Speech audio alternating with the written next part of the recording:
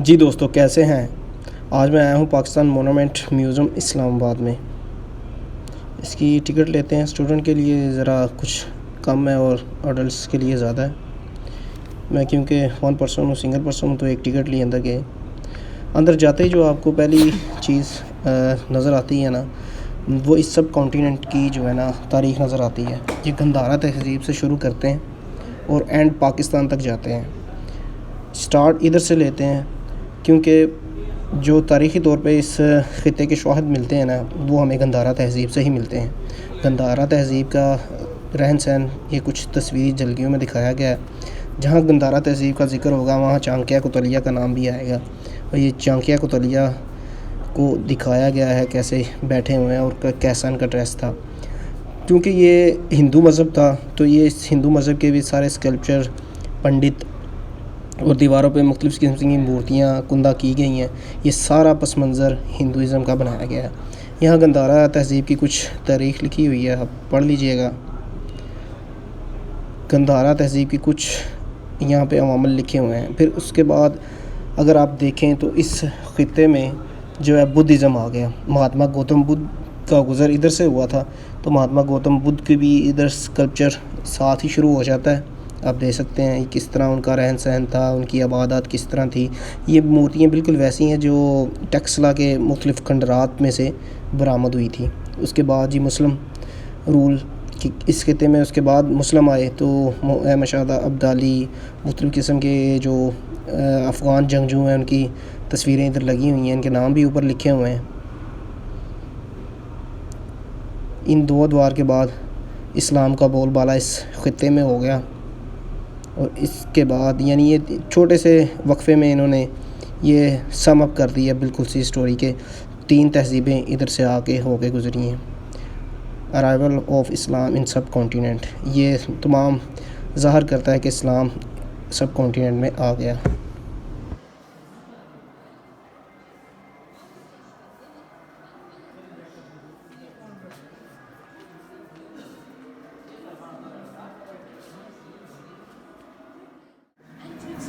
इस ब्लॉग में हमें बताया जाता है कि मुगलिया दौर यानी मुसलमानों के बाद मुगलिया दौर आ गया। ये भी मुस्लिम ही थे, लेकिन इनके साथ साथ जो होता रहा ना वो मामलात, ये जो देखें किस तरह एक दरबान है और सामने एक बादशाह बनाया हुआ है जिसे खड़ा किया गया। और मुगलिया दौर की सबसे ज़रूरी चीज़ जिसके बगैर मुगलिया दौर कंप्लीट ही नहीं होता, वो ये सामने बैठी हुई है। ये वो रकासाएँ हैं जिन्होंने मुगलिया सल्तनत को डुबो के रख दिया। और उसके पीछे जो देख सकते हैं एक फाउंटेन सा बना हुआ है, ये सारा आपको लाहौर के किले में नज़र आ जाएगा। इस तरह का सारा पस मंज़र इन्होंने एक पाकिस्तान की तहरीक बनाई हुई है, जो जिस पाकिस्तान में हम रह रहे हैं शुरू से लेके एंड तक। फिर उसके बाद आ जाए मुग़ल दौर में सूफ़ीज़म बहुत ज़्यादा था, तो ये देख सकते हैं आप 2 किस्म के इन्होंने सूफ़ी बिठाए हुए हैं। ये जो एक सब्ज़ चोले में वाइट शलवार के साथ, और ये दूसरा ये तर्किश टाइप है जो रक्स वगैरह किया करते थे। अब आपको समझ आ रही होगी कि एक टर्किश रक्स बड़ा मशहूर है जो गोल गोल घूमते हैं, जिसे वजद भी कहा जाता है। ये उस किस्म के बुज़ुर्गों ने बना के इधर रखे हुए हैं, यानी खड़े किए हुए हैं। साथ ही उनका जो चंद सामान उनके साथ होता था। और कबूतर, ये कबूतरों की इतनी अहमियत है, अब आपको पता लगा ना नवाज शरीफ साहब के जलसे में कबूतर क्यों आए थे और उन्होंने क्यों उठा के ऊपर किया था। That is the reason behind this.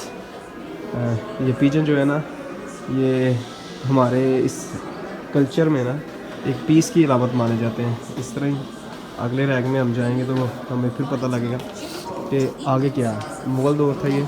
Mughal दौर के बाद ये देखें जी अंग्रेज़ दौर शुरू हो गया। The first war of independence 1857 से 58 तक। ये इसकी सारी हिस्ट्री लिखी हुई है नीचे किसी तरह। फिर उसके बाद ये सारा एक बड़ी प्यारी डिटेल सी इन्होंने एक बनाई हुई है। ये देखें किस तरह एक सिविलियन ने बंदूक तानी हुई है एक अंग्रेज़ ऑफिसर के ऊपर। दैट्स शो कि पाकिस्तान किस तरह बना। ये अर्ली पाकिस्तान की स्टेजेस हैं जब फ्रीडम फाइटर्स जो थे वो इस तरह ब्रिटिशर्स के ख़िलाफ़ लड़ते थे। उस दौर में इन्हें फ्रीडम फाइटर्स कहा जाता था और इन्हें ऑक्युपाइड सिविलाइजेशन कहा जाता था, यानी इन्होंने ऑक्युपाई किया हुआ था बरसगीर को। ये इसके पस मंज़र में आप देख सकते हैं, एक तस्वीर है जो कि सब कुछ नुमाया कर रही है। वो कहते हैं ना, एक तस्वीर जो है वो 1000 वर्ड्स के बराबर होती है। तो आपको ये प्रॉपरली नज़र आ रहा होगा इस जगह पे। ये ऊपर लिखा हुआ है ना, तहरीक आज़ादी, इधर से आज़ादी की तहरीक शुरू हो गई।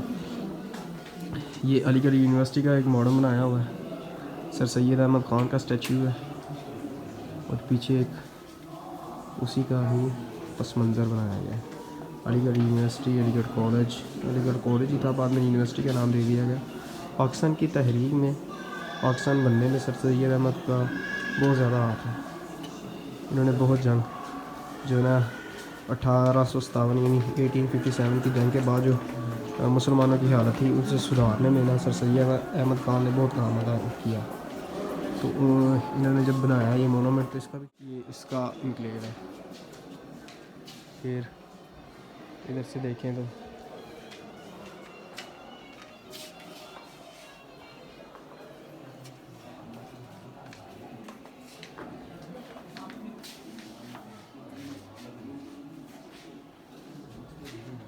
the real things that is happening here। ये अल्लामा इकबाल का करतबा मस्जिद में जो उन्होंने नमाज़ वगैरह पढ़ी थी, ये उसका मॉडल तैयार किया गया। इधर लिखा भी हुआ है कि करतबा मॉस्क कोर्डोबा। पाकिस्तान की तहरीक में अल्लामा इकबाल का भी एक बहुत बड़ा हाथ है। ये सामने एक स्टैचू आपको नज़र आ रहा होगा, हुक्का पड़ा हुआ है, अल्लामा इकबाल साहब बैठे हुए, इनके घर का मंजर दिखाया गया जो सियालकोट में था। फिर उनके ऊपर पिजन, पाकिस्तानी हिस्ट्री में या बरसगीर की हिस्ट्री में पिजन जो हैं यानी कबूतरों का बहुत किरदार है, इनकी बड़ी वैल्यू है। इसलिए हमारे कुछ सियासतदान अपने जलसों में कबूतरों का बेदरेग इस्तेमाल करते हैं। इधर आ जाएं, इधर अल्लामा इकबाल के नवादरात के लिए एक इन्होंने ना छोटा सा कमरा बनाया हुआ है। ये एक कारपेट है वो जिधर वो बैठा करते थे, ये उनके घर का कारपेट होगा। दैन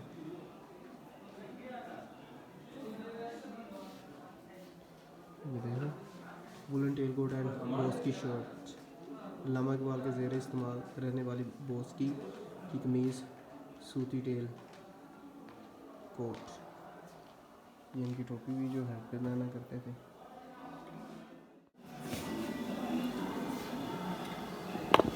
ये अल्लामा इकबाल के ज़ेर इस्तेमाल जो हुक्का था उनका, फिर उनके कुछ खतूत हैं, फिर विक्टोरियन टाइप सोफ़ा। ये तमाम वो चीज़ें हैं जो अल्लामा इकबाल साहब के इस्तेमाल में रही थी किसी दौर में।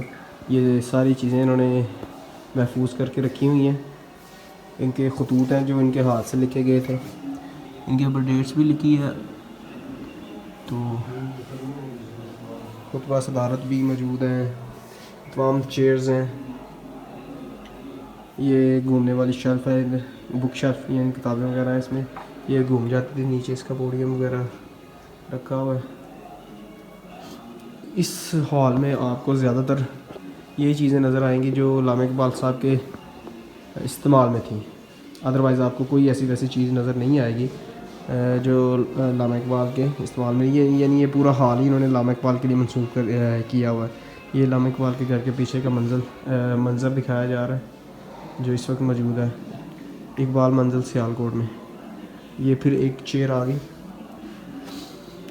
इधर कुछ इनके तस्वीरें हैं जो ओरिजिनल हैं, मुख्तलिफ़ दौर में ली गई हैं। ऊपर इनके वालिदैन हैं और नीचे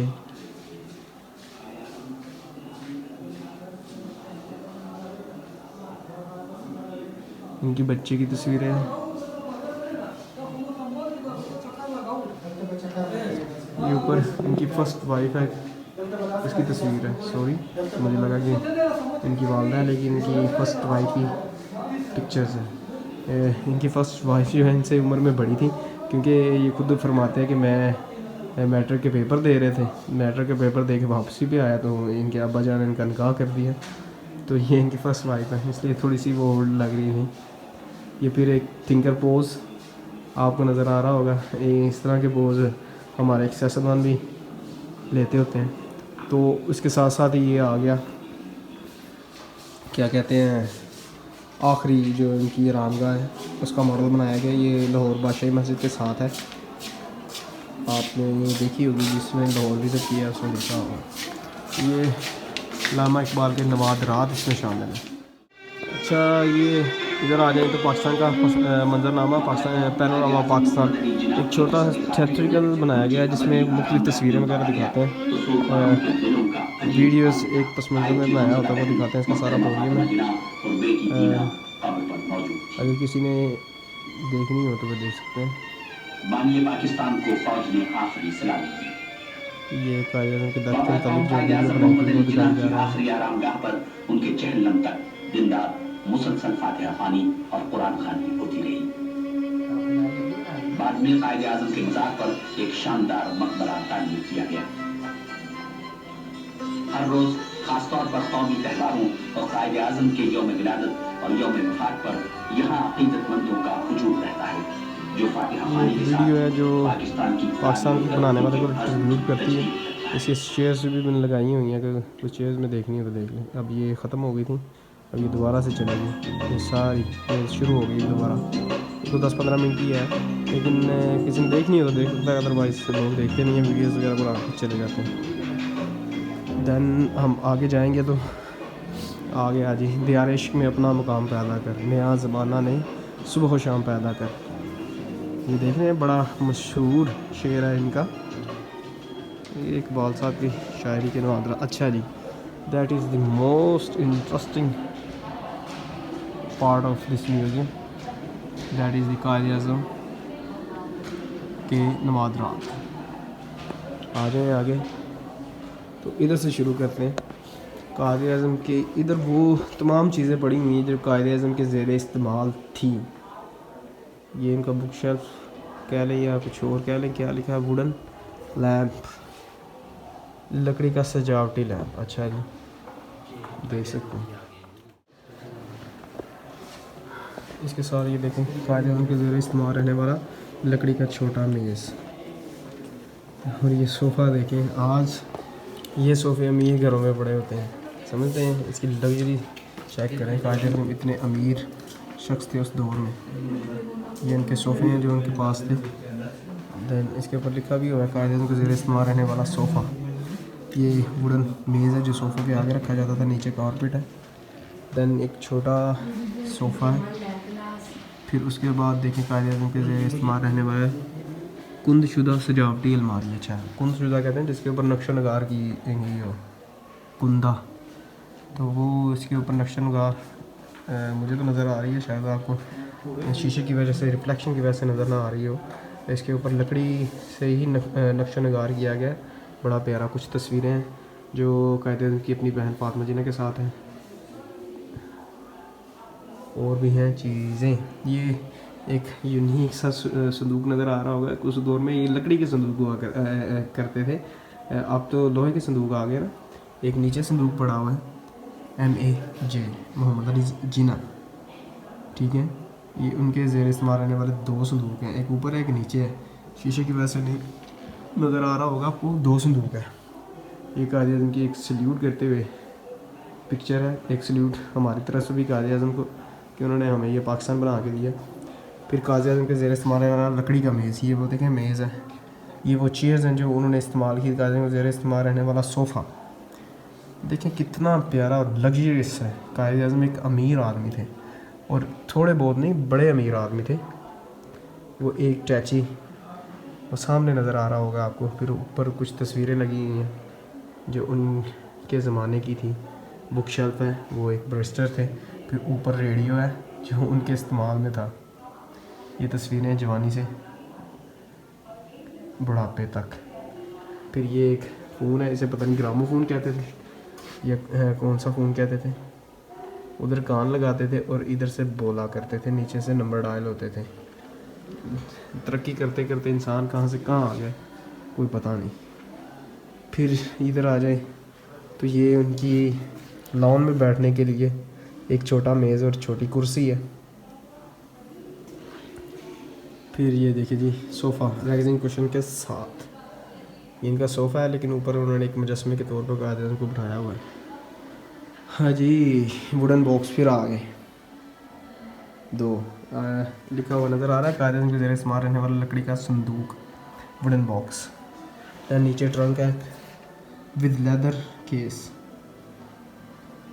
ये कराची से लाए गए हैं कायदे आज़म के घर से। ये सोफ़े का कुशन है और ये उनकी अचकन है। जैसे लोग शेरवानी भी कहते हैं लेकिन उस दौर में इसे अचकन कहा जाता था।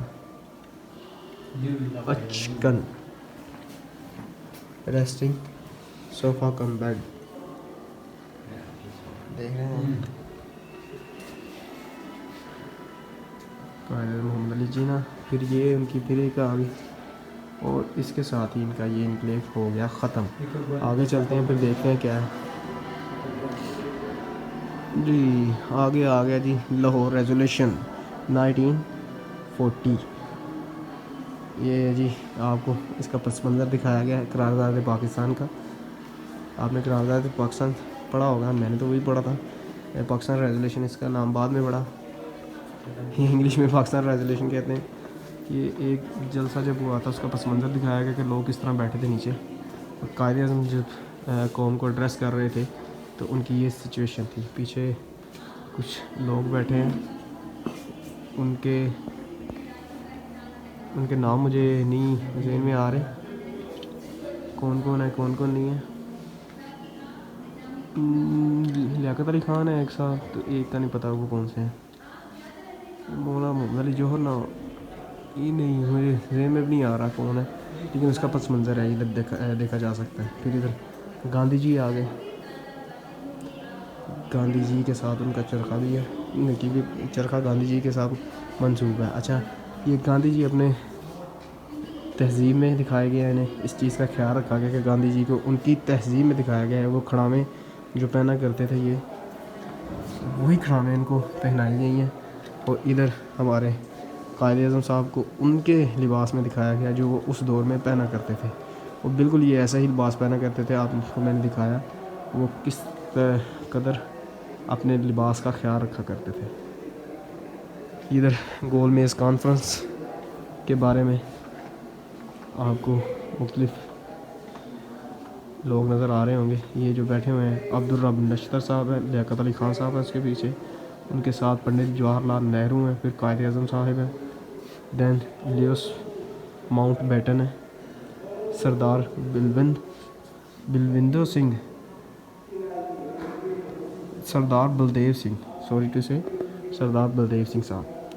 ये गोलमेज कॉन्फ्रेंस हुई थी, ये उसका एक पस मंज़र है। उनके पीछे उनका खादम है जो उस दौर में उनके साथ था जी। इधर जा रहे हैं 3 जून प्लान, ये पाकिस्तान का नक्शा दिखा रहे हैं कि किस तरह पाकिस्तान और इंडिया को डिवाइड कर दिया गया था। और दैन इसके साथ ही आपको पाकिस्तान के माइग्रेशन के बाद के सारे जो है ना पस मंज़र दिखाए जाएंगे। ये एक माइग्रेशन के बाद जो कंडीशन हुई थी, एक ख़ातून है वो आटा गूंद रही है और रोटी पका रही है, साथ उसके कुछ सामान है लुटा पुटा सा, और एक आम देहाती शख्स है जिसने अपनी लाठ के ऊपर अपना सामान रखा हुआ है। इंडिपेंडेंस एंड माइग्रेशन, मैंने आपको कहा था कि जो आज़ादी के बाद की जो सिचुएशन थी उसको दिखाया गया इसमें, ये आपको देख सकते हैं इसमें। दैन हम आगे आएंगे तो इधर कायदे आज़म का जो मज़ार है कराची में, अगर आपने देखा तो बिल्कुल ऐसा ही है, वाकई ऐसा ही है। इसके 3-4 गेट हैं, कुछ गेट अब खोले हुए हैं आवाम के लिए, कुछ नहीं। दैन ये कायदे आज़म की एक बड़ी शानदार सी रेजिडेंसी की नकल बनाई गई है। ये सारी चीज़ें मैं आपको पहले उधर ओरिजिनल दिखा चुका हूँ। ये सारी चीज़ें अब जो है ना वो फ़र्ज़ी बनाई गई हैं, बिल्कुल डिटो कॉपी क्या लें आवाम को दिखाने के लिए। और ये कुछ लिखा हुआ है कानूनदान के तौर पे। कायद आज़म एज ए लॉयर, मतलब वो कानूनदान भी थे। फिर इधर आ जाए तो एक शानदार सी रेजिडेंस जो है वो दिखाई गई है। अच्छा, जब मैं पहले आया था तो शीशा नहीं लगा होता इसके ऊपर ना, अब शीशा बाद में लगाया गया है। कायद आज़म अपनी सिस्टर के साथ बैठे हैं और उनके घर का बस मंज़र दिखाया गया इसमें। वाह, बहुत beautiful to see, that's amazing. फिर इधर आ जाएं जी,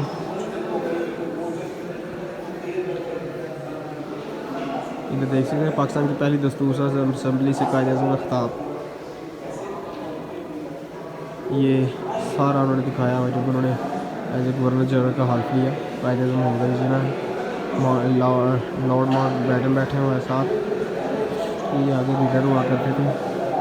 ये एडवाना आशले है, माउंट बैटन की बीवी, और फातिमा जिन्ना साथ बैठी हुई है। दैन ये लियाकत अली खान साहब को दिखाया गया पाकिस्तान का झंडा पकड़ते हुए। इसके साथ ही ये इनकलेव जो था ना वो ख़त्म हुआ, यानी नीचे वाला पोर्शन ख़त्म हो गया। अब अगले पोर्शन की तरफ जाते हैं, फिर देखते हैं क्या होता है।